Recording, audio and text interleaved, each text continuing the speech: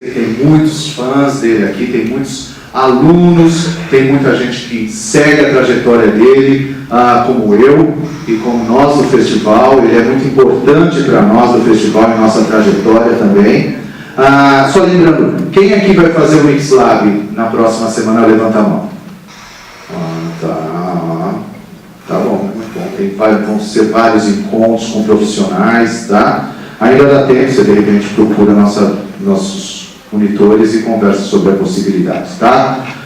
Para intermediar essa conversa entre vocês e o GUS VAN SANT, a gente vai ter o Denilson Lopes. Denilson é professor da Universidade Federal do Rio de Janeiro, tendo feito sua pós-doutorado, pós-doutorado na New York University. Foi presidente da Associação Brasileira de Estudos de Homocultura e da Sociedade Brasileira de Estudos de Cinema e Audiovisual. Entre seus temas de pesquisa estão cinema contemporâneo, estética, paisagem, transculturalidade e homossexualidade. É autor de vários livros, entre ficções, ensaios e críticas. Um dos diretores mais importantes da atualidade, foi um dos principais nomes do New Queer Cinema, mudando o cinema norte-americano entre os anos de 80 e 90. Dirigiu 16 longas, além de vários curtas e clipes. Vencedor da Palma de Ouro e melhor direção em Cannes por Elefante.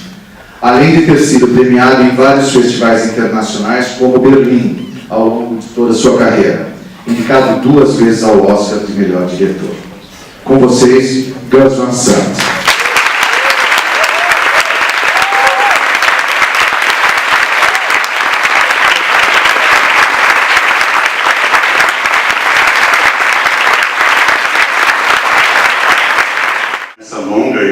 Carreira que o GUS VAN SANT tem, né, desde curtas, longas, clipes, né, também como produtor e também de séries.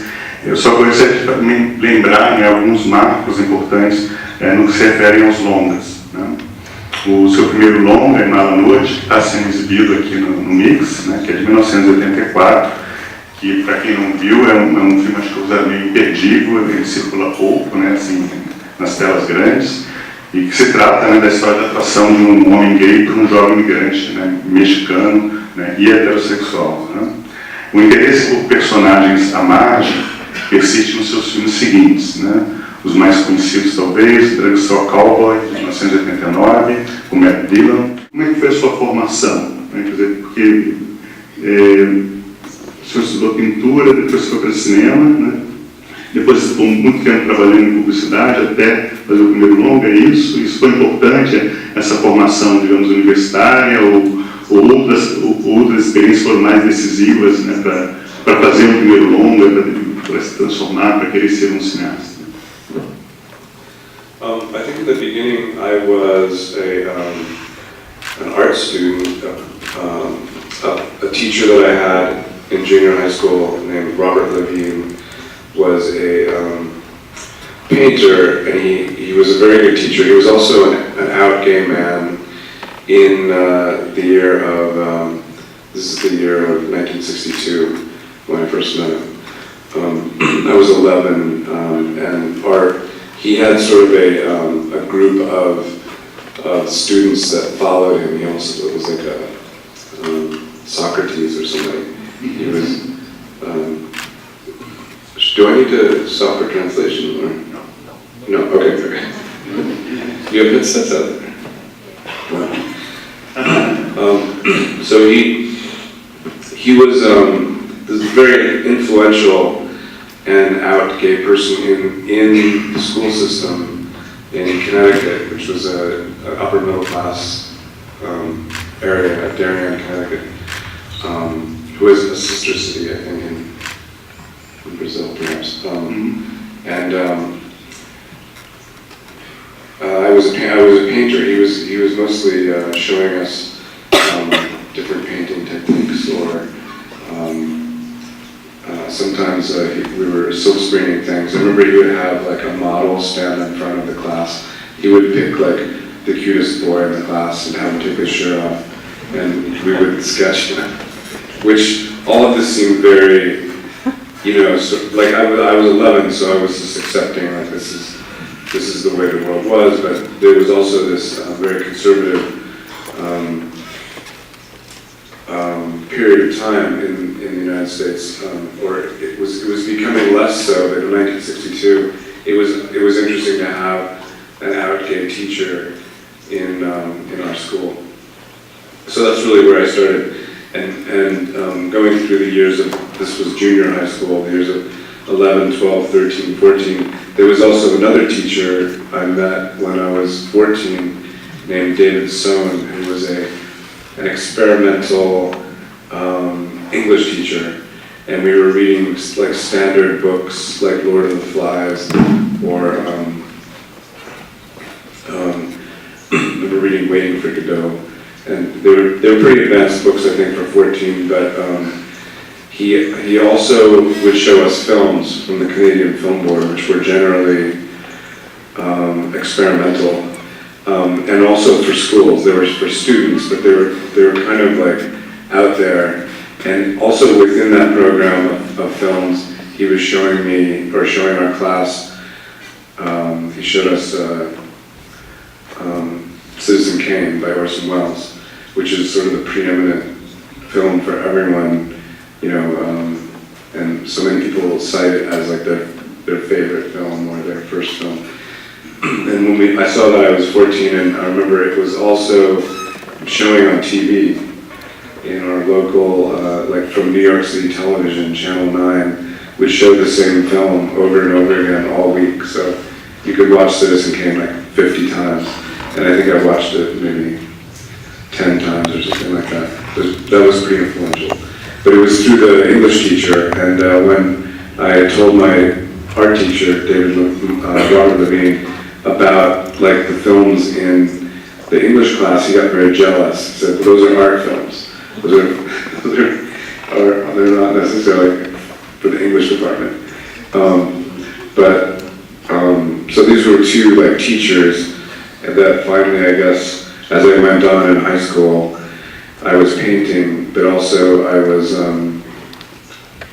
watching or trying to watch films from the New York City underground because of, pretty much because of the experimental films of the David Sohn classes. And New York was not far away. We could go in on the train and we could go see films by experimental filmmakers at the Anthology Film Archives or the Museum of Modern Art. And so we would see some of the films that, were, we were only reading about like in books when I was, say, 16. I also had a job in New York when I was 16, so I could also go to see films then. And there were so many of them, and so many of the filmmakers were actually painters, that this was my, the origin was really the New York underground cinema and painting.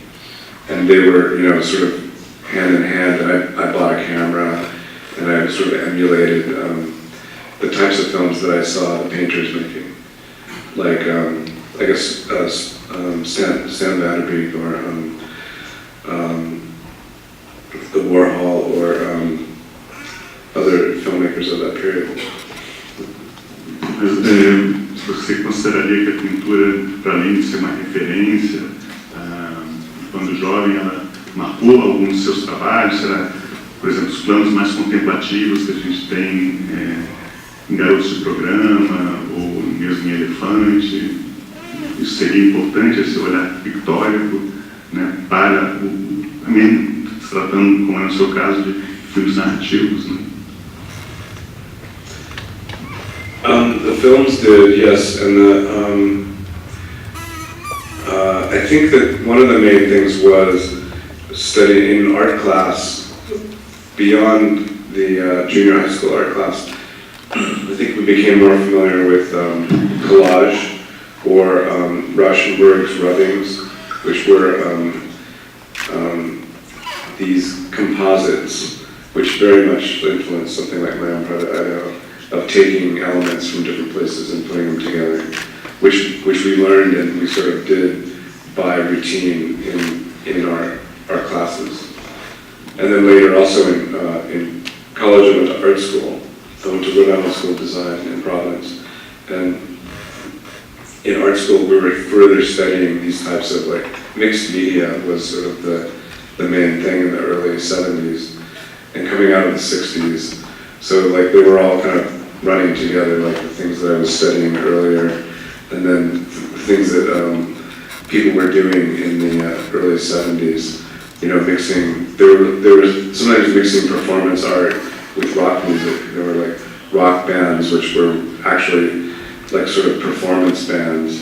It wasn't really, the musicianship was very good, but it was more about the pageantry and the name of the band. And there was a band called the Motels at Rhode Island School of Design, which was a very illustrious band in that period from 1970 to 1975, and they would come out as a particular band and play heavy metal, and the band name would be Iron Grandmother.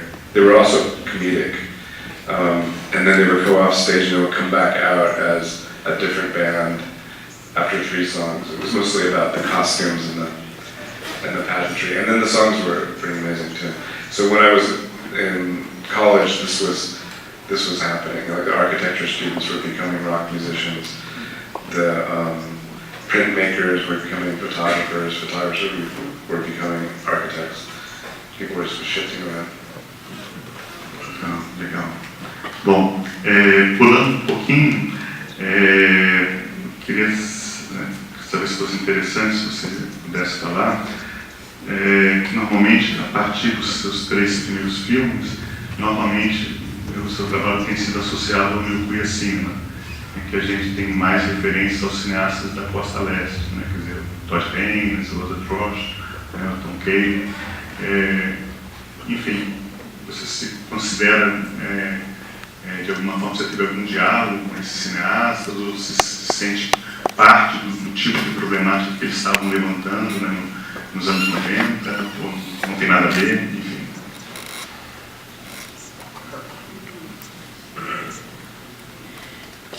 Yeah, I think for me, I was sort of coming at the early 80s. I was sort of starting to work on Malinoche, and my influences partly were, I think, Derek Jarman, who was also influenced by the New York Underground cinema, and the German filmmakers, and perhaps Warhol by then.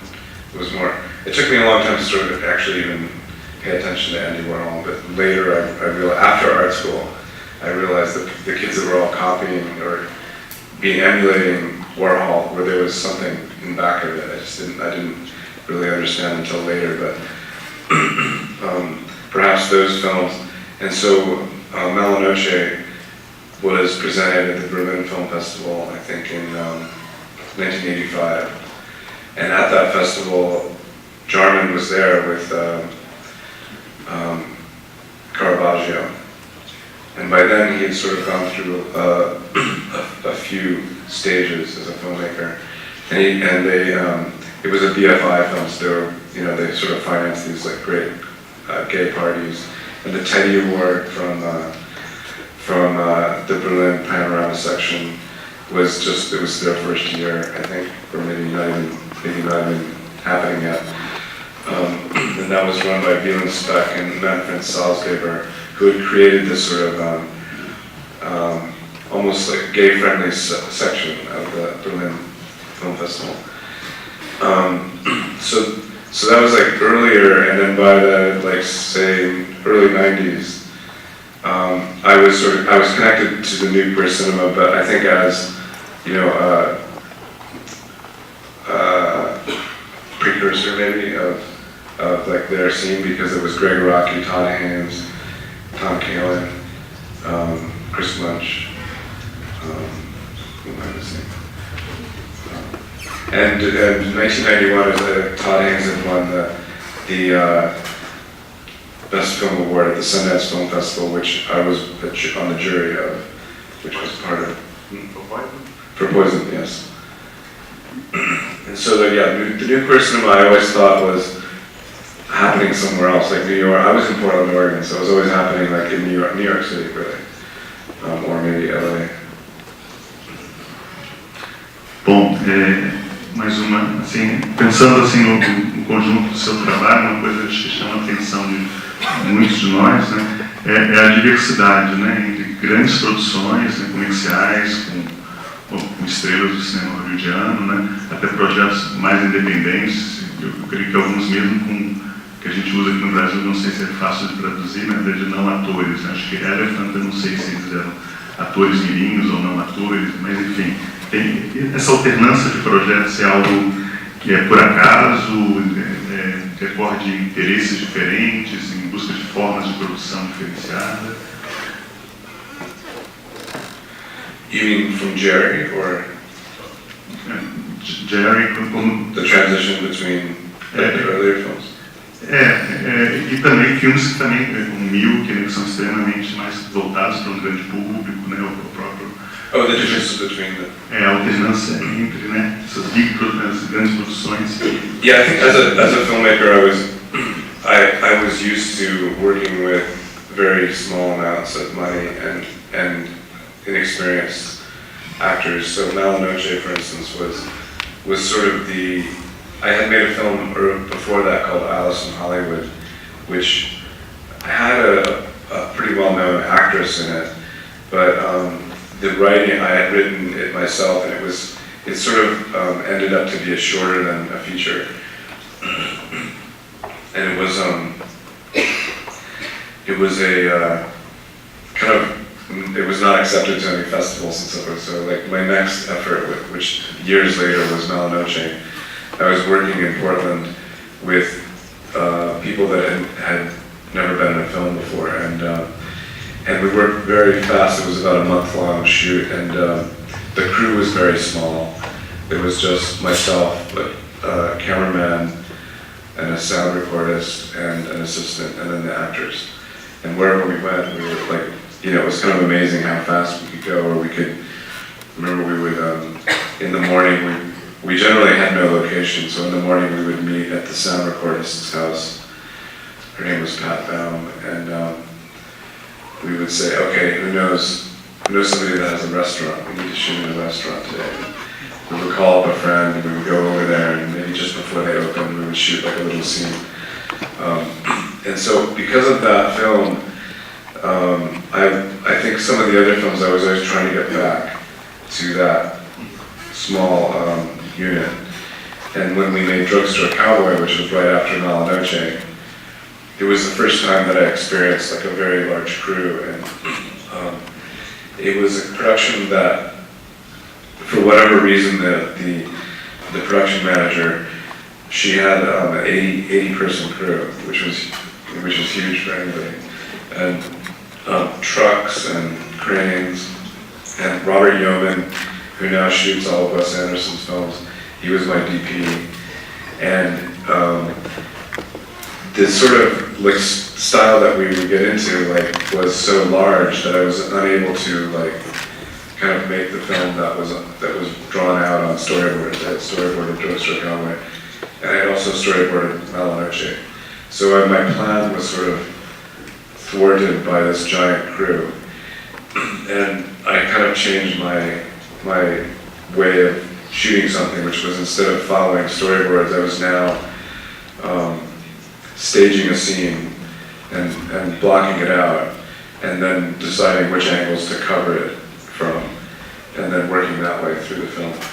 And ever since that, I've always tried to get back. So some of the other smaller films are sometimes a reaction to the bloatedness of Hollywood, and just telling myself this one's going to be smaller, and I could never really get back there. I mean, someday I'll try, but I really just need, what I should need is just the DP and the sound person and the assistant, and not have anyone else in order to be like we were, I guess. Mas mesmo, eu diria, tanto nas grandes produções quanto nas pequenas, né, há uma recorrência de, não sei, de personagens, digamos, que são um pouco à margem, né, da sociedade. Então, há um interesse seu nisso, me parece. Né? Mas o que eu queria perguntar também é muito do que você faz está associado a um mundo masculino, né? e em particular de jovens, né, adolescentes, né, quer dizer, e esse interesse, né, também acho que às vezes implica também certos jogos de relações, né, que às vezes, muitas vezes entre um personagem homossexual e um personagem heterossexual, está no garoto de programa, está numa noite, né, quer dizer, então cria, eu acho que ambiguidades, né, dentro das relações masculinas, né, que está em Gary, né, enfim. Se isso faz sentido para você, esse interesse vem de onde, né, quer dizer, é algo que digamos, consciente ou simplesmente coisas que acontecem pelas histórias? Yeah, I think that what you're talking about is probably not something that I'm actively mapping out, but through the the casting and the way that you're working with your characters, and then also the story that you've chosen. I guess if you start with Malanoche, Malanoche was a very unexpected story for me at the time. It was written by a poet in Portland named Walt Curtis, and Walt Curtis was he called himself a logger poet, meaning he was a logger from the Pacific Northwest who came from a logging family, was a redneck, and also he was a poet, and he was gay, and he was out. So these things didn't really mix with, say, any part of society except perhaps poets. He had his own poetry group. They had poetry readings in a Greek restaurant. His sort of sometimes boyfriend was named George Tumuliotis, who was the owner of the Greek restaurant, which later became the Portland Punk Club, Satyricon. And these were his people. If he walked into a gay bar, he would get kicked out because he was too loud and brash and too critical and too not proper gay person. So just starting with that story, it was unexpected, I guess, because of this obsession that he had with a younger Mexican boy who was saying that he was 18, but he was probably younger. And so that whole dynamic was something that was transgressive for me, as well as I think for my friends who were reading the screenplay, and for the actors trying to cast it. And it sort of went against, it was a gay relationship, but it was just against ordinary gay society, and it was also against ordinary straight society. It was just sort of in its own old town, Skid Row world. And it's sort of where it lived, and the story lived, and where Walt lived, and where his life was. So there's all kinds of things going on, as far as who the characters were, how you dealt with the story. And I think from that story into, I guess, Drugstore Cowboy it wasn't a gay story, but it was a story written from the outside, from a man who was in prison most of his life. So it was these were two stories that I found in the world, Malanoche and Drugstore Cowboy, that were just about outside people. And the nuances, I think, are coming from just the way that maybe the camera's working. Well, I think for each project it's different.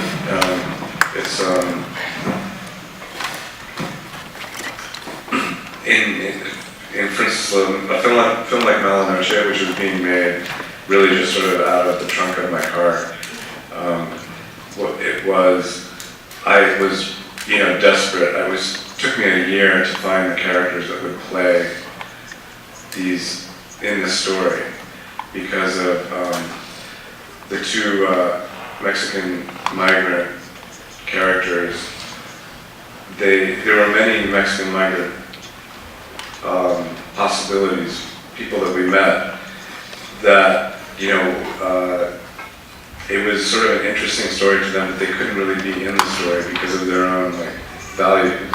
So it took me a year to just find people that weren't really the true people. They also, the Mexican migrant workers were making a lot more money. They could make $100 a day, and I had $10 a day. So that wasn't working either. So I found Johnny was played by a 16-year-old kid from Beaverton who both of his parents were Native American, and he was a heavy metal guitarist. So he played Johnny. I dubbed in his voice. And then Pepper was played by Ray Manji, who was a boxer at a boxing clinic in Portland. And I was sent to the boxing clinic by an author named Catherine Dunn, who had written a book called Geek Love, who was a Portland author. And she wrote a daily boxing article. She went to the fights every day. And she was a boxing writer, strangely. And she said, at the Knott Street Boxing Club, there's some Mexican characters there. You might go over there. And I thought, well, they'll just knock my head off. But she introduced me to a few people. I met Ray. And I found the boxers to be very sympathetic and cooperative. And he also worked at a gay club in town, Ray, the boxer.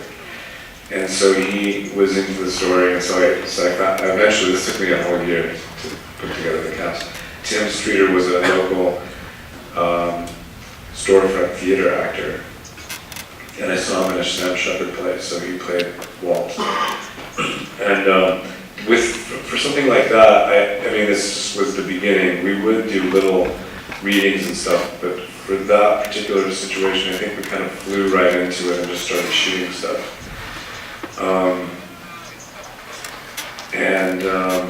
But then the next film, Drugstore Cowboy, which is more traditional, we would have readings. For about 2 weeks, we would have meetings every day.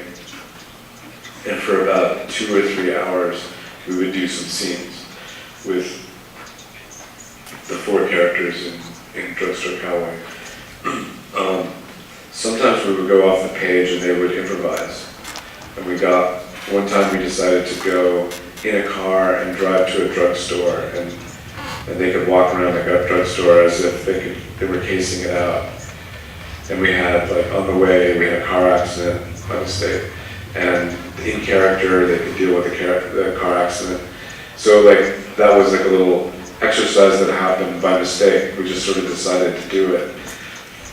But the 2-week period for me of meeting for 3 hours a day is mostly just to get a lot of things out of the way. There's a lot of questions in general, so you can talk for an hour about one question. It's better maybe to do it then than on the set. So those things get out of the way, just bigger questions get out of the way. Not so much, it's not so much about arriving at the character for me. You're more just getting to know each other. And also during this period, they're going through, whatever costumes or whatever makeup is happening, other things are happening. And so that's been the model, is just kind of try and make some time, 1 or 2 weeks, to meet for a couple hours a day and just get to know each other, and then you're somewhat ready. You can read, obviously, other directors are doing something different. Sidney Lumet is famous for either rehearsing in this set or else mapping it out on the floor, and he'll decide his camera angles, and they'll actually be doing the scenes, I think, more extensively. And I got to do that once with on Finding Forrester with Sean Connery, we had the set already built, so we could go to the set and we could actually, he never left his house, so we were always in that house. And all the sort of blocking could actually happen. And I found it was actually useful. However, I'm not positive that it was necessary, because things did change by the time we got to the shooting. I mean, the dialogue. The whole idea. Yeah. Let's see. Those are very strange films, and some of my favorite films that I've done. And also, I think probably a time where I was really just going into a whole other area. But it started strangely because I had done Finding Forrester. I think I was working on Finding Forrester, which was it was the biggest film that I've worked on. And then we had this, I was living in New York and I was working, my neighbor was Casey Affleck, and Matt Damon would sometimes come over, and one time we went out to eat and there was this idea about these two guys that got lost in the desert, which didn't seem like it was going to be, we wanted to make it sort of very small. That was one of the ideas, and we thought we would shoot the film while they were making Ocean's 11 in Las Vegas. We would take the cameras on the weekend and go into the desert and shoot Jerry, which never happened because, it was impractical. But that was the first idea, and we did actually I went to the set of Ocean's 11, and it was obvious we weren't going to be doing that, and we just had meetings about Jerry. And right when Jerry was to happen, my plan was to make something that was more like John Cassavetes, something that was more about these two people in the desert talking.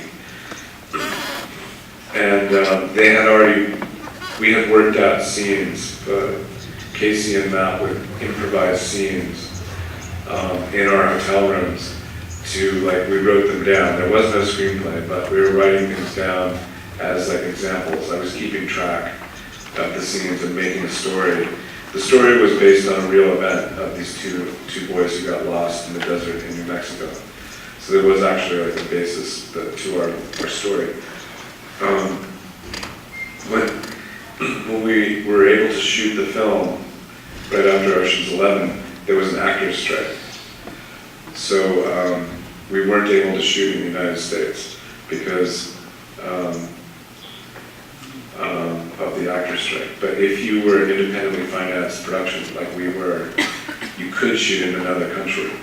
So we chose Argentina because of the desert area. Yeah, so near here, in the desert in Jujuy.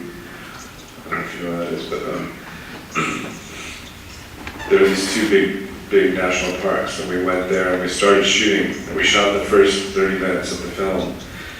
And it became, during our preparation, we had about a week of preparation, we were writing a little bit more, we were walking in the desert, we were finding the locations. It became obvious through all this that it was no longer going to be the John Cassavetes dream that I had. Because of their characters and because of what Matt and Casey were, sort of how they viewed their characters. And what did seem like possible to keep things cohesive as a story was to do something more like I had seen Bela Tarr do. So Bela Tarr was a big influence on the look of Jerry. And I just sort of pulled that out of my experiences watching movies and what we were up to, and a way to actually shoot what we were doing and to actually have it be meaningful. So I started using Bela as an example, except you couldn't get Bela's films anywhere that I could find. So I showed them Chantal Ackerman,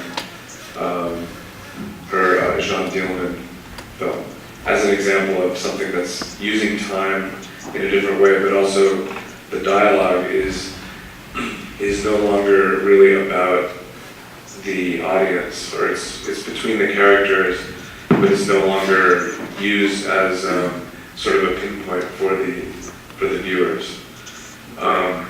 which is the way I started to consider the dialogue in Jerry.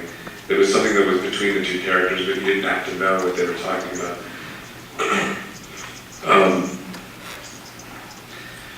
And that became like, just as we made it, it became like forged into a thing that we were up to. Both Casey and Matt sort of got into it, like understood the ideas, sort of played into it. And then after that, we had been working on a script for Elephant through HBO. I had a meeting with HBO. I had wanted to make a film that addressed like the school shooting, the specific school shooting, and the boys that had been the perpetrators. And I had wanted to do it like as a dramatic sort of investigation, and have it be on like ABC as a way of, just thinking about why this had happened, because there had been so many different like journalists writing and so many different documentaries being made, but there was no area for drama, because drama was seen as an entertainment. I felt drama was being left out of the sort of conference of like Columbine, the conference of school shootings. And I thought it shouldn't be. And so I started to like kind of try and find a home for Elephant. This is all before Jerry happened. Nobody was going to listen to me because they were under scrutiny from the Clinton administration, the television stations, just to keep their cop shows on the air.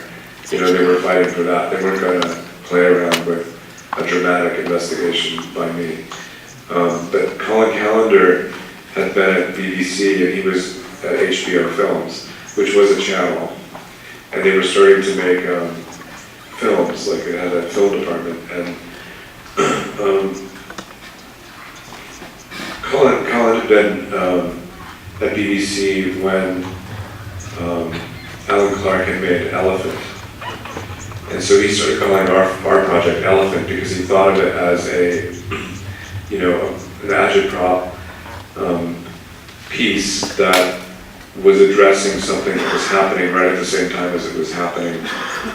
And it was also, he thought of it as something, at the time it was much more cohesive. We had a screenplay. It wasn't as austere and suggestive as the finished Elephant film. But he decided to like help write the screenplay. And I tried to get Harmony and Kareem to write the screenplay. It's a long story, but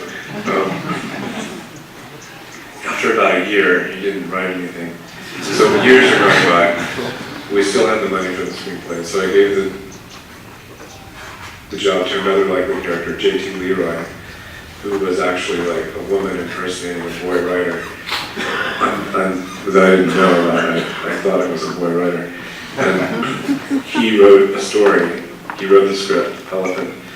And when he was finished with that, and we were showing Jerry at the Sundance Film Festival, I realized I had to bail out of Elephant because I wasn't going to be able to make like after Jerry, I wasn't going to be able to psychically make an ordinary film. I needed to like go on with my experiment.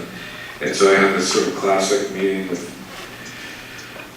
Colin Callender to try and just exit the project and like get J.T. Leroy paid. And it was a very funny meeting, partly because Diane Keaton was the producer. And having her in the room, you're always sort of feeling like you're in a Woody Allen movie, just because of the way she acts. And so, unbeknownst to me, J.T. Leroy had called Diane and her producer and Colin Callender and told all of them my secret of like trying to like exit the movie, and that I really wanted to make something with no screenplay, with non-professional actors. So they all knew, but I was going to tell them. So I thought that all I had to say was, I don't want to use a script. I want to shoot in black and white, I don't want any, actors in the movie. And they were going to say, oh, sorry, we don't want to do that. And they kept saying, we think that's brilliant. Diane was like acting like Woody Allen, not being able to get out of this job. And I said, well, if you actually want to do that, let's do it. So we did. But here the dialogue becomes like about the characters. The way that that was done was we had nothing to know.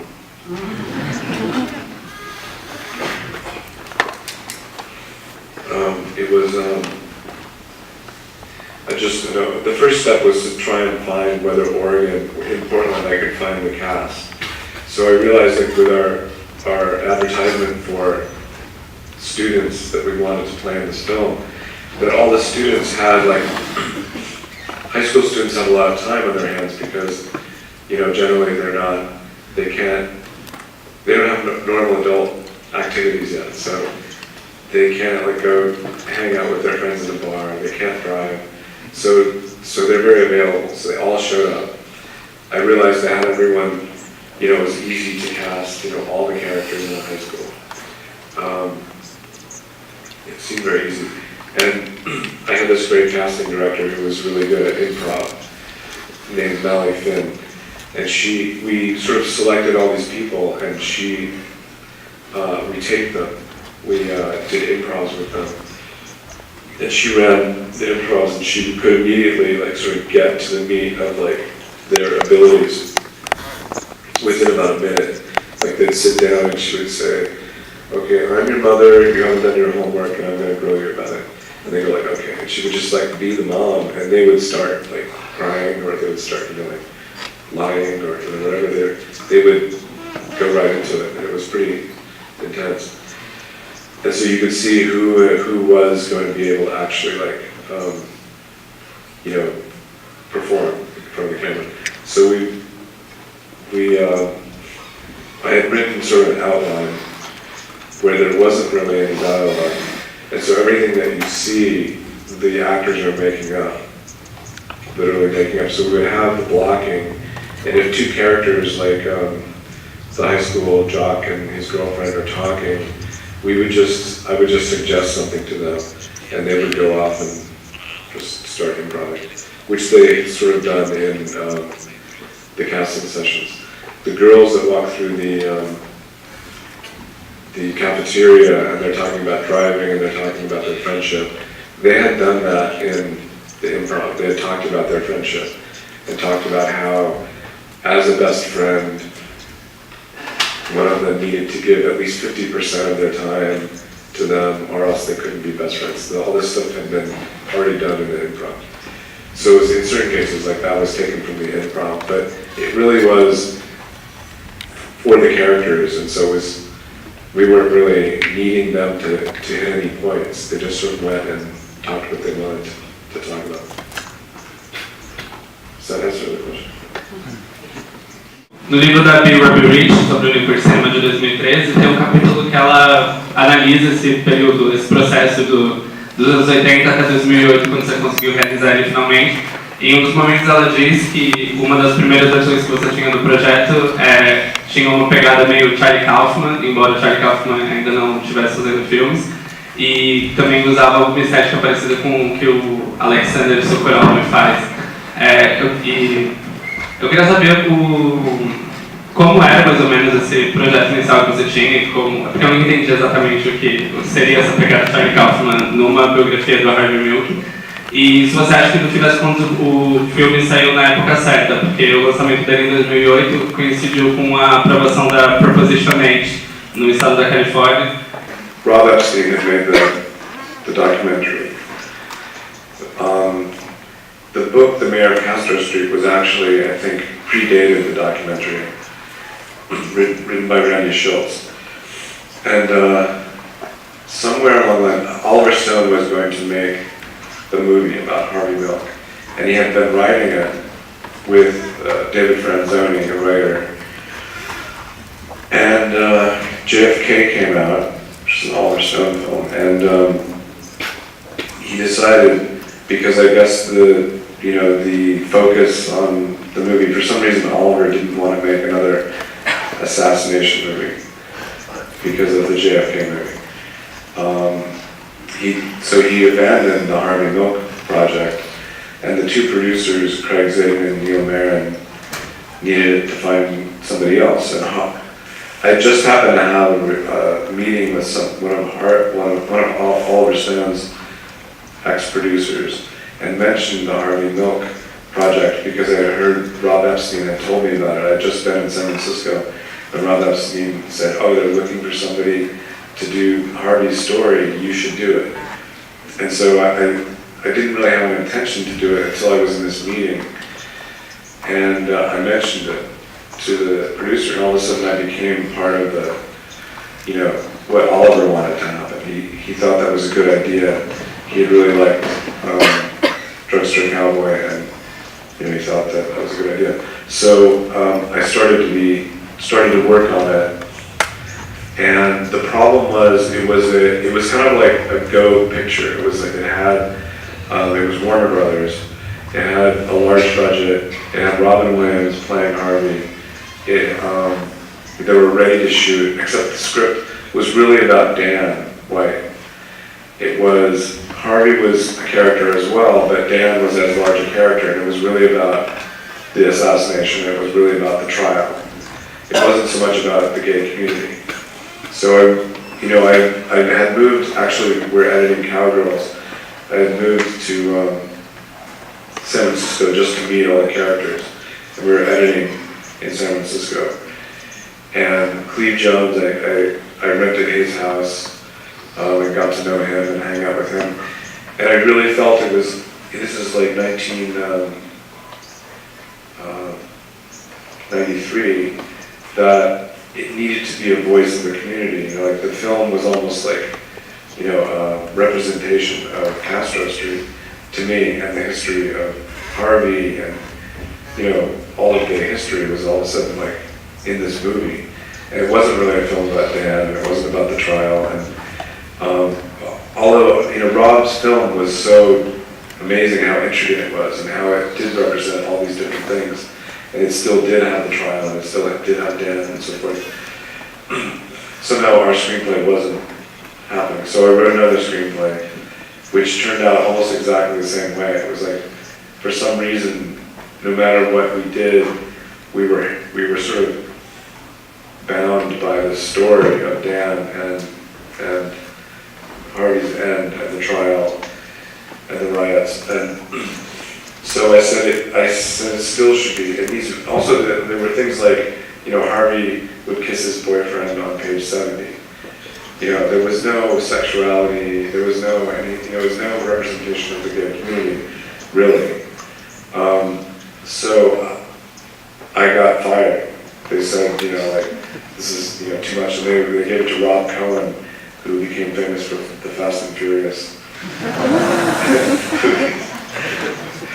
And I thought, okay, let's see how that goes. And then Robin dropped out, and so, years went by, like, all these other things happened with it. That film became like, it always had a director attached. I think Joel Schumacher was going to do it, Bryan Singer, but it became outside of my realm. I did a few other screenplays about Harvey. One was for Warner Brothers. After To Die For came out, I wrote a script about Harvey for Warner Brothers, which didn't go anywhere. And then later, through Cleve Jones, Lance Black showed up. And Lance had tried to work on the Bryan Singer version, and somehow was sort of like, not accepted because his credentials weren't big enough. He hadn't won any awards or anything. He worked on Big Love. He was a writer on Big Love, so which was perfect for me. Like, he really knew the story, and he had gone on his own outside of the Randy Schultz book and made his own story with his own sources, and kept track of all the sources, and so made his own Harvey Milk story, which was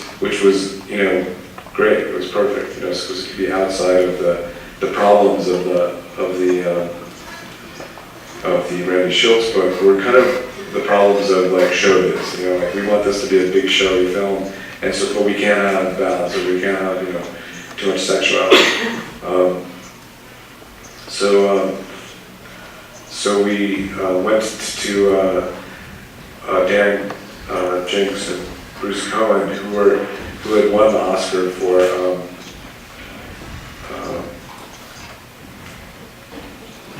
American Beauty, and but they were well-known gay producers, and they were respected. And we went to them basically for cover, so that when the other gay producers at Warner Brothers attacked us, we had our gay producers to fight them, which they did, which they had to, and we went ahead and made the movie that we wanted to do. We didn't have the bad stuff. There were some things that Lance had done I thought which were really brilliant, which was to get rid of the actual trial was an important step, because everything always fixated on that, the trial, and it's super interesting, but it kind of took away from the story of Harvey Milk. In the smaller films, I tend to be the designer, or become the designer, but in the bigger films, there is a whole department, and there's so many things to do, and I sort of let go. So I sort of wander over to the design department and just surprised, oh, this is going to happen. It's it's often on Drugstore Cowboy, I think one of the techniques of the design of the chief designer, David Brisbane, was to never show anything until it was too late. It's kind of the way the bigger business works. There's never show them anything. It's until they can't change it. That way you get what you want. And so sometimes I was just having to accept certain things. We did have a fight on one of the first set, but he came up, the Drugstore Cowboy, he came up with this sort of great thing. We couldn't shoot in black and white, which we wanted to, but David came up with this idea that it would be green and black, and that would emotionally give you this idea of black and white. So everything was green or black. So the first set was so green that I was afraid, and I said, let's put these pink pillows here. And he was like, and so the next morning, we were ready to shoot, and the pink pillows are just gone. So that's sort of the way it goes, most of the time. Meaning I don't really have anything to do with it. But, I guess the initial discussions you're having with your art director, and looking at things and dreaming things up, then, I'm involved in that. Unfortunately, and it's not true with all directors, it's just that there's, I guess I'm concentrating on something else so hard that I don't really want to, or I don't get into the environment so much, because I feel like the actors are going to pull us out of whatever's there, so they can have, it could be anything, and it would still work. So long as they're doing their thing, the art directors and production designers, then, I can accept that, and I'll play into it. But it's just really a matter of time. If I had more time, and if I was really maybe worked a different way, I read stories about Stanley Kubrick, and you're like, oh, that's how you do it. You take a whole week off, and then you go shopping, and which you can do it that way, but I've never experienced that. It's always a big rush, and you're always behind schedule. Como surgiu, como você concebeu a cena em que os rapazes estão nas capas das revistas e começam a dialogar entre si dentro das capas? E finalmente, saber se o título do filme tem algo a ver com a música Private Idaho do B-52s. Boys telling stories of getting picked up on the street in the cafe. That was sort of one of those, sort of like an art direction problem, which was in the we had somebody that was in charge of extras. Extras, for probably all of you that have had extras in your films, are a huge problem. You know, it's hard for you to actually go get the extras yourself. So if you have the wrong background, atmosphere, then it can just, destroy everything. This particular film, it's supposed to be like a very raunchy cafe where the people in the cafe are young, but they're also like, hardcore. They're perhaps scary. They're perhaps, they're real street kids. And we did have a few real street kids with our group. One was named Ace, and two of them were the ones that told the stories. Scott, who was our set photographer, and Mike, who was one of the origins of the story, Mike Parker, who both of them had experiences on the street. And so in that day, with the cafe scene, the extras showed up, and they were the wrong extras. And I didn't know what to do exactly, except during lunch, I told the cameraman, John Campbell, to stay, and I asked Scott and Mike to stay, and I said, I'm going to interview you about your real experiences, just to get a sense of who these people are. So all of a sudden, in the movie, it becomes a documentary, and these guys are telling real stories. They're two real stories. There was a third one that we didn't use, but yeah, they're real stories. And it did the trick, but it was like an almost experimental film. So it just cut into like a documentary. They told their story. You got the idea, and it, in your mind, I think it affects the way you're thinking of this cafe. So it did the job, but it was a strange way to take care of it. But it was the only thing I knew how to do. I needed to have some kind of verisimilitude, to the cafe, and I didn't have the kind of background to do that for us. The second question was, the magazines. Yeah, that was really a hard one. That was David Brisman again, our director on Drexler Cowboy, who also did Idaho. There was a lot of discussion about how to do it, and then our DP, Eric Edwards, said just have a plate of glass, put the letters in the glass, and just stand in front of the letters, and you just light it so you can't see the reflections. So it was super easy. But before we got to that point, we had discussed all these different ways of how to make them come alive on the magazines. So it's really, it was plexiglass, and the magazine cover was, sometimes there was a scene in back, sometimes it was like just color in back, and then there were letters on the plexiglass. And then the title comes from a B-52 song called Your Own Private Idaho. You're living in your own private Idaho. That my friends used to sing, the ones that lived in Idaho. They would put it on and sing it and dance around. And so it was partly written as this sort of strange journey to Idaho. And so it fit, the concept of the story, and so I used it. Sobre a trilogia da morte e o Paranoid Park, que são filmes que, por um lado, são bastante realistas e, por outro lado, tem sempre um aspecto meio sensorial e de status da mente que estão na montagem e tal. Eu queria saber como é que se dá esse processo desses filmes tão fragmentados, não lineares, como é que eles se dão desde o roteiro, que você comentou que você eventualmente trabalha com quase sem roteiro, e na filmagem, até na ilha de edição, como é que você descobre um pouco esses filmes na ilha de edição? Basicamente é isso. think story-wise, all three of those stories, the first one was, it sort of was done in reverse. The first one that I have been writing was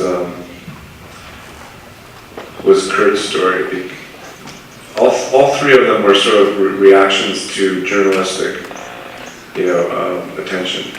When Kurt Cobain was found dead, there was every magazine, every TV show, MTV had like 24-hour coverage of only Kurt Cobain, the vigil, just all the videos were being played, like experts were analyzing it and so forth. So it was a reaction, I was surrounded by it already. And I felt like I had an insight into their world as a Northwest filmmaker. They were a Northwest band, and I had met him a couple times, and Courtney was from Portland, and I felt I had my own insight into that and something to say. And so I wrote this little thing that was sort of inspired by a Godard film called Hail Mary, and it sort of showed Mary Magdalene as a little girl, and I had Kurt as a little boy. It was like a little 14 or 13-year-old boy in a house, and that was the origins of it. And then Columbine happened, and I was trying to do the TV show, having not shot the Kurt story yet. Columbine happened in 1999. The Kurt story was being written when Kurt died in 1995. So I was writing I was sort of writing an idea about the Columbine piece that I wanted to, get somebody on board with. And then the story of Jerry happened with talking with Matt in case it was Matt's idea. Matt knew about the story. It was Boston kids that were involved in the story. So they happened in reverse. Like Jerry got made first, then Elephant, then Last Days. But all three of them had a mystery in the middle. Like the mystery of Last Days was what provoked one character to kill the other character. There was when the boys got lost in the desert, one killed the other with a knife. This is a true story. And only one survived, so he was the only witness, but he had been the murderer. The murderer was the witness. So he had said it, he had visions, he didn't know what he was doing, so he was brought to court. So there was a mystery within. And so we were showing you the mystery in the middle of it, at the ending of the movie. The mystery of Elephant was also, why did these boys do this? It was like what were they discussing in their bedroom? What were they planning? And so through just depicting it, in a more abstract way, we were dealing with Columbine. We weren't directly sort of pushing you into one way or another. As filmmakers, we were trying to kind of bring all the usual suspects into view and having your own evaluation happen. And then Last Days, the mystery was where did Kurt go the last 3 days before he was found dead? And so I felt he probably just wandered around his house. That's what we did. A little bit. I mean, there was a little bit of changing. The usual amount.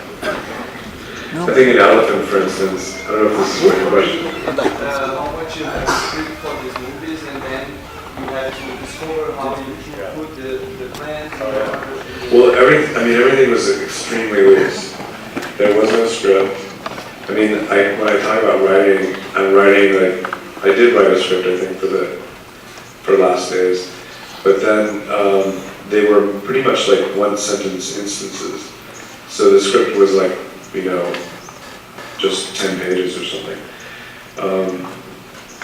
So it was very loose, and then we had the characters, and we cast the characters, and the dialogue was something that was kind of like on top, like added on in all 3 films. In the case of Jerry, they were actually rehearsing and doing dialogue and stuff, but the other ones were sort of, you know, the characters were coming up with their own dialogue. Is that what you mean? It's very mysterious. I mean, I don't know actually, we're just doing it, and like as it's happening, it's all just coming together. Yeah, there's final cut controls. But it's, I know, maybe I know what you're talking about. It's like, how does it all happen? I'm not sure actually. When editing these movies, have you changed the order of the planes? Have you discovered the story of the movie on the editing, or you have the... Not really, no, not really. Okay. Actually, the editing was, in the case of Elephant, we tried to do this in Last Days.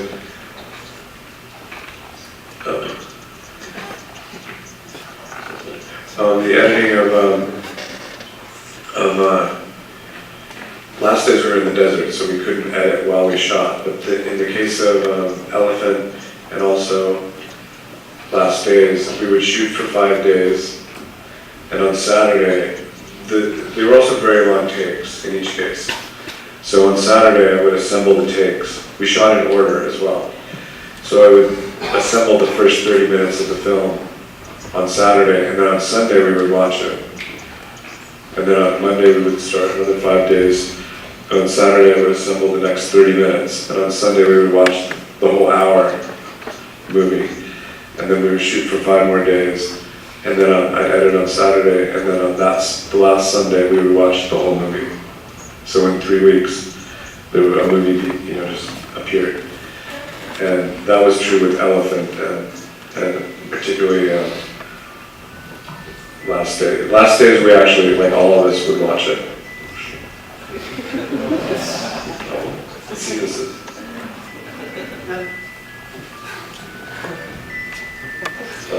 Take it.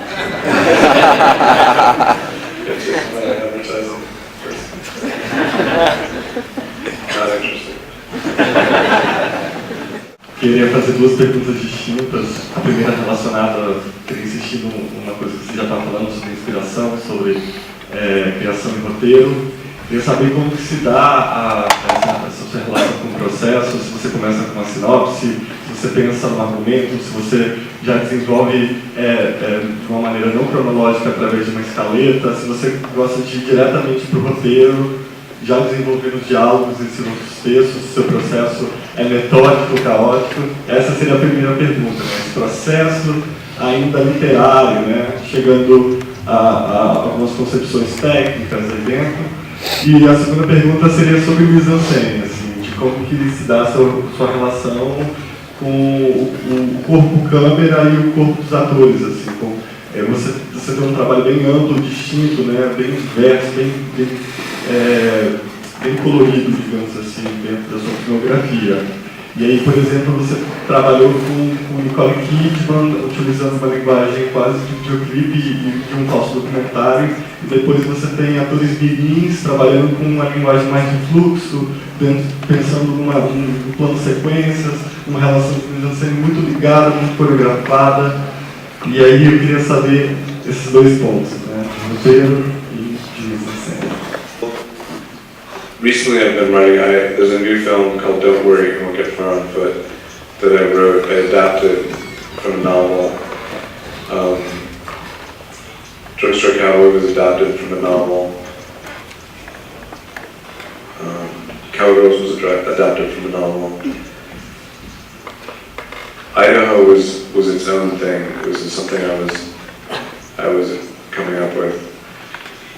So they're different, a little bit different processes, but I think in the case of Jerry and Last Days and Elephant, these are like poems almost. They're not ordinary screenplays. But the other ones were, 120-page ordinary screenplays that, in the case of adapting a novel, I'm just, getting very immersed into the novel and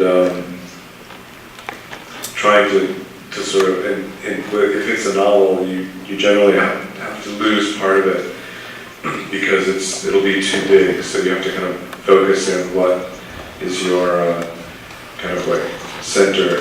In this particular new one that I've done, it's a story about a cartoonist, John Callahan, who I don't know if he's known here, but he's from Portland.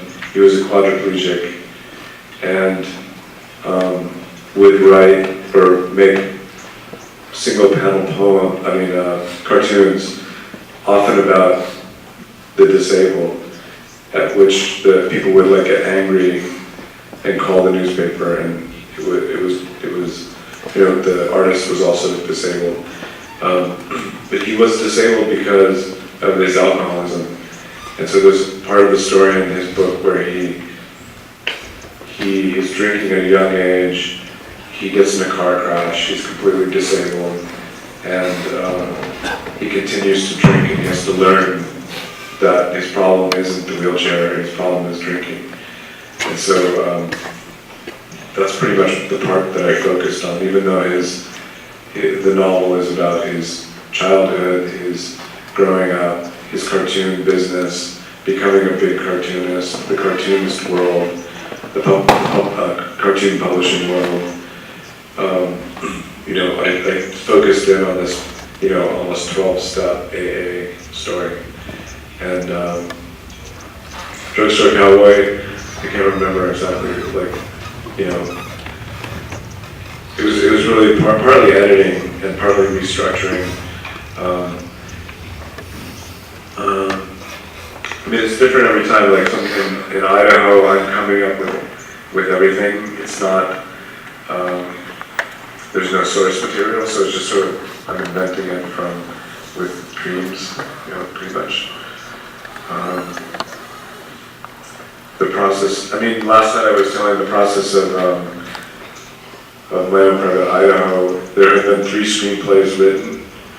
One was a pretty light screenplay, it was kind of like a short story, which was called My Own Private Idaho. There was another one about a street kid and a German auto parts salesman called The Ain't a Blue Funk, which was an entire 100-page screenplay. Then there was a purely Shakespearean piece, an adaptation of some of the Henry IV pieces and Falstaff pieces. And that was an entire 120-page story that I would shop around. And before I made the film, I sort of condensed all 3 of them into one piece, which itself was a very odd-looking screenplay, which it's published, so I don't know, you can probably find it online. Mac had just come out with their app, their computer, their Macintosh, and you could write in all these different fonts. And so the screenplay is written like E. Cummings' poem or something, very, the font's always changing and so forth. So it's not a very traditional screenplay. And when I would send that to people, it was also only 70 pages. When I would send that to Universal Studios, they would kind of laugh a little bit and say, it's not our movie. But it's really the format is a big deal, at least in the business. So in some cases I'm playing the game, I'm doing the format, and sometimes I'm changing it. Por outro lado, você tem a mise-en-scène mais voltada para um cinema mais de fluxo, né? A utilização de plano sequência, de uma coreografia marcada de câmera, né? De uma coreografia marcada de câmera com os atores ali. E eu queria que ele falasse pouco sobre esse processo, sobre essa diferenciação. With Good Will Hunting, for instance, very, very standard, screenplay, a huge amount of dialogue. Pretty much, as we were shooting Good Will Hunting, for instance, we started realizing, this whole film is basically people sitting across from each other talking. Each scene, Matt or Will is sitting somewhere across from somebody else and they're just talking for 5 minutes. Every scene, which encouraged me to move the camera around because I was afraid that it was going to be too static. It turned out to be a very good film, but it was very scary because every scene was basically a large amount of dialogue and 2 characters not moving. you know, or 3 characters, sometimes or 4 characters, just sitting and talking. Which you don't really think of now, or at least I don't think of that film as being like that, but it was. And that was it's traditional where, like, in that case, you can get the actors together, you can, you know, sit them down and like work on the scenes together, and you know, have a more traditional preparation. I don't know if there's something that you want though, like, because I answered that question before, but it's like some other thing about working with the actors, or yeah, if they're unknown actors, if they're not experienced actors, they're definitely, you're not really, you can kind of do little workshops and so forth. Like in Elephant, we were doing improv workshops, but it's a little different because sometimes the professionals have all kinds of things that they want to go through, and they want to like sort of voice to the other characters and discuss and so forth. On my last film, Joaquin Phoenix is the lead character, and he needed to go through the whole script. It took us like, I don't know, 12 hours, every page, and ask questions about every sentence, and just so he knew, so that he wasn't lost, you know, which was an interesting style, which I never had before. I think Nicole Kidman, for instance, she worked with a coach who was a famous coach in New York, and on the first day of shooting, she shared with me this thing that the actors generally don't share with their directors, which is that they have a coach, and they've been working on it already for like months with this other person. And she showed me her workbook. It was like a book that the coach and her had like created, where she could do improvs with the character of each scene, you know, like she had like any scene, she said, go ahead and pick a scene, and I would like pick a scene. She'd go to her workbook and she'd say, see, this is the background, this is like ideas, this is like improv I could do in my trailer while I'm waiting. It was so extensive that she was ultra prepared and knew everybody's line, and like was sort of like a co-director in a way, because she would like knew so much about like what was going on. But it's different each time. It's different with each person. With Harvey Milk, I sort of wanted there to be improv, like where we would go off the script, and it wasn't really, the actors were hesitant, maybe because it was historical, but it would change the feeling, I think, of the movie, like whether you do that or not, you know, like whether you go in and out. But that, like in our work sessions, that just wasn't happening. The actor who dubbed Champagne in Brazil, he refused to dub Milk. The actor in Brazil? The actor who dubbed it. Oh. Because he was evangelical. Okay. Did you know that? Did you hear about it? I didn't know that. Okay, so now you know.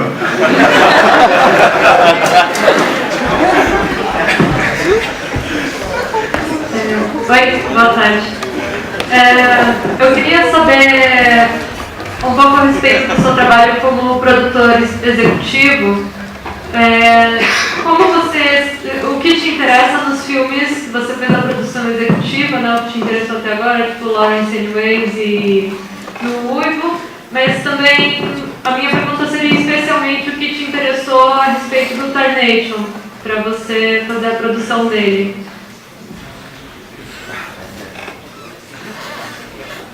It's different. It's like they're all different. There have been a number. There's a new one that I've just agreed to be executive producer. I think different people do it differently. I mean, so in some cases it's more like a business relationship. In my case, it's usually friends. In the case of kids, I was just part of the original conception because there was I was involved in it from the beginning with Larry. And we had, like, my old agent was the producer, and so I was involved as an executive producer. In some of of the others, like Tarnation, for instance, John Cameron Mitchell had shown the film to me in Portland, and I just really liked it, and he just asked me if I would be the executive producer. So a lot of times it's like that. People just say, can you be an executive producer? And I say yes. And all of a sudden I'm executive producer, then my credit appears. In other situations, you know, like, I tend to want to be the executive producer of films that like I can help or that I really like. In Tarnation's case, it was an incredible film, you know, like, was honored to be an executive producer. I think they felt that it helped the movie. They thought it would help. I'm not sure it helped. They were trying to raise money for it. Let's see some other ones. Yeah, it just varies. They're usually my friends. De filmagem. Eu queria saber como que surgiu esse projeto e como você vê ele hoje em dia. It was, I think, when I had made Drugstore Cowboy, it was the first time where I was sort of introduced to the whole, like, the Hollywood people. Like, you would meet studio heads, you would meet people in the business that sort of just, you know, because of a movie, you're a new person on the block, and so they want to meet you. So Casey Silver was an executive at Universal. He was the head of Universal. And he invited me to come by for a meeting, a general meeting. And at that general meeting, there were different executives that were in charge of different things.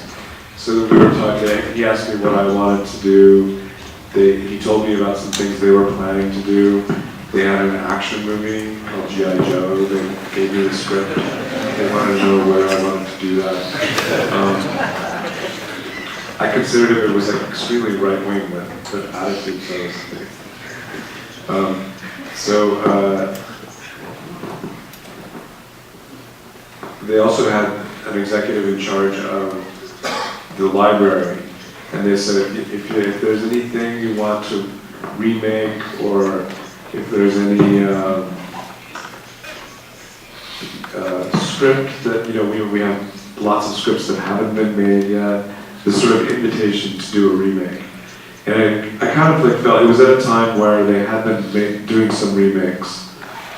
And I kind of had something against remakes. I kind of didn't like the idea because you would sort of just take you would take the old screenplay only, change the ending, because it was usually from the, you know, the past in a way that like the ending wasn't uplifting or something. So they would change the ending. They would change things they didn't like about the screenplay, and then they would remake it. And I always felt they had missed so many things from the original. You know, like the original, if you loved it, why not remake the original instead of changing everything, changing the ending? You know, it's like, why don't you just copy the film? And they said, well, what film would you copy?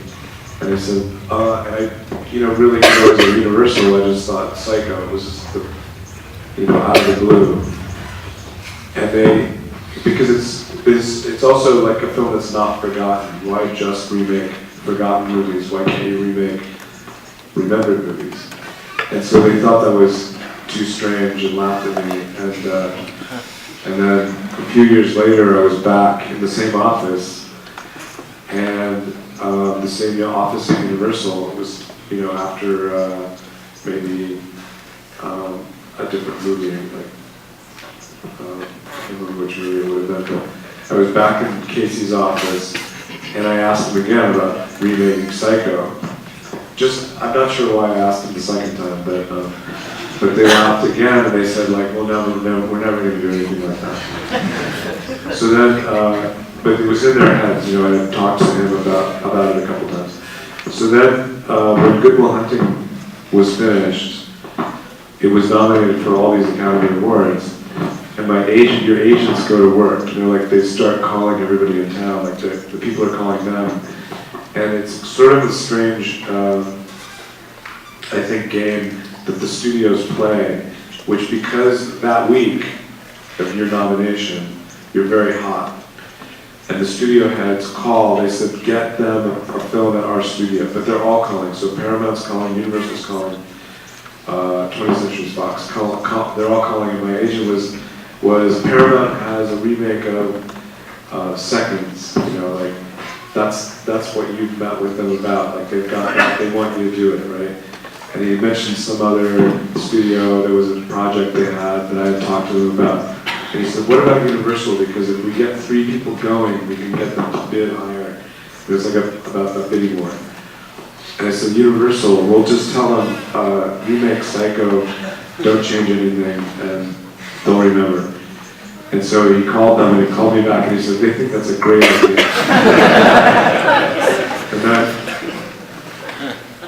And then I was talking to Danny Elfman, and I said, look, at Universal they said they'll actually remake Psycho, like shot by shot.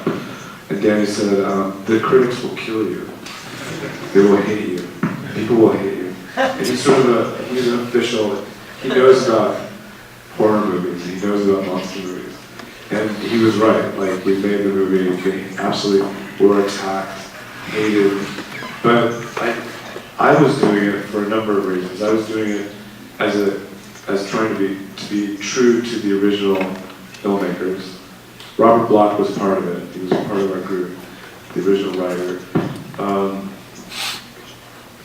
I was trying to do it also as an art project of like appropriation, like taking one piece and making it your own. I was doing it partly for that reason. And I was doing it because I'd never seen it done before. It was an unknown, like what would happen, what would actually happen. And I think the answer to that was odd because Hitchcock was such a different person that you couldn't, you know, like one filmmaker you can't copy anything. It just was another sort of part of the question, like can you copy something? And it turned out that you couldn't really do it. You couldn't copy it, which I thought was worthy of the experiment. The other part of the experiment was, will it make money? And it did make money, so that was false, which was okay, I could live with that. But I think, yeah, people attacked it. Agradecer a presença de todos, agradecer ao Banco Itaú e a Sabesp como nosso patrocinador e, claro, ao SP Cine que nos proporciona esse mixLAB que eu espero que a gente vá desenvolvendo cada vez mais e a gente possa trazer pessoas tão queridas como ele tem sido conosco aqui no festival. Obrigado, Brasil.